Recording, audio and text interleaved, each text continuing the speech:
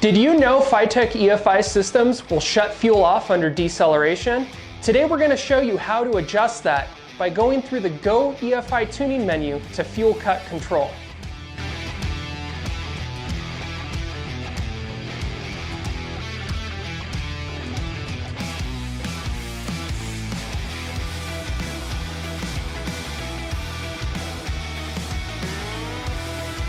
To get to this menu, you'll go into the FiTech tuning menu from the main menu of the handheld and scroll generally to the bottom. You'll find fuel cut control.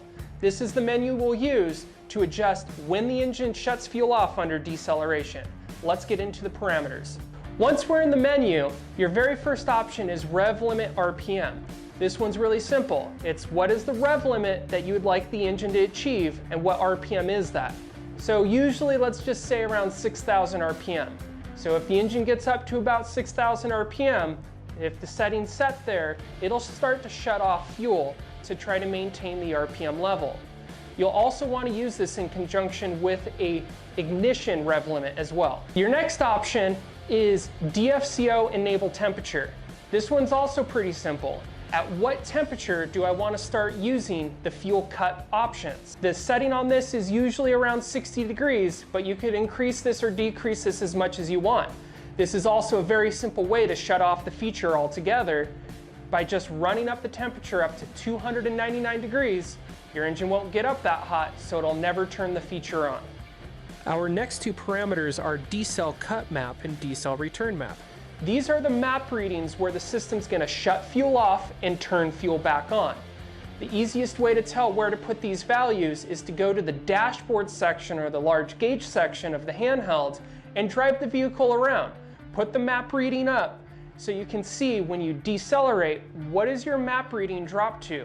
Remember, map reading reads different than vacuum, so 100 kPa map reading is generally around 0 inches of vacuum, and then the lower the number, the more vacuum there is. Finally, the last menu item, Dfco return fuel, is the amount of fuel you give the engine when it comes out of the decel fuel cut.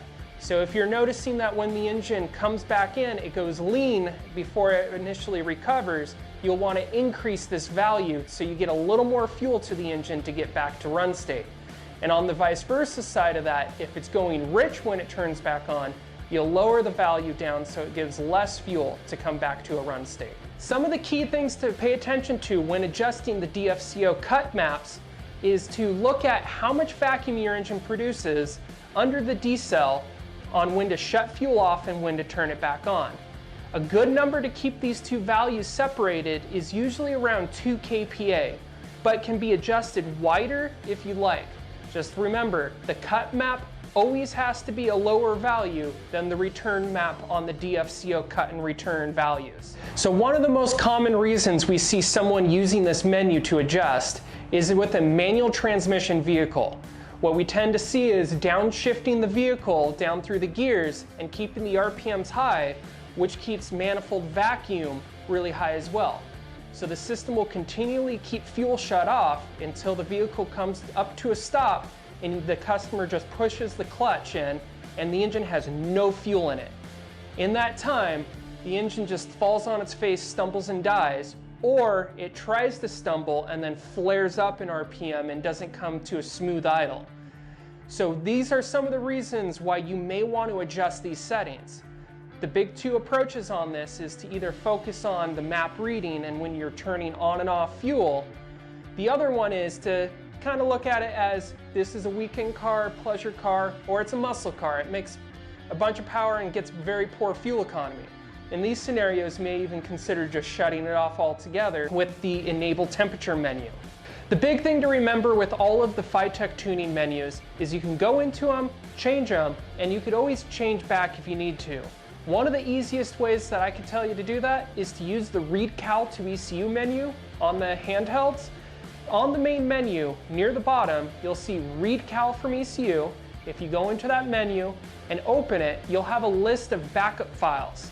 These backup files, you could save your calibration from the ECU to the handheld. If you ever want to go back to them, you could use the Write Cal to ECU from the main menu of the handheld and load one of those backup files in and revert back to the prior file that you had. So that's how you adjust the fuel cut control menu. And I want to encourage all of the tuning menus available to you. Don't be shy to adjust them. You could always revert back. So that's the fuel cut control menu. If you have any questions on today's topic or you have suggestions for future videos, please comment them down below.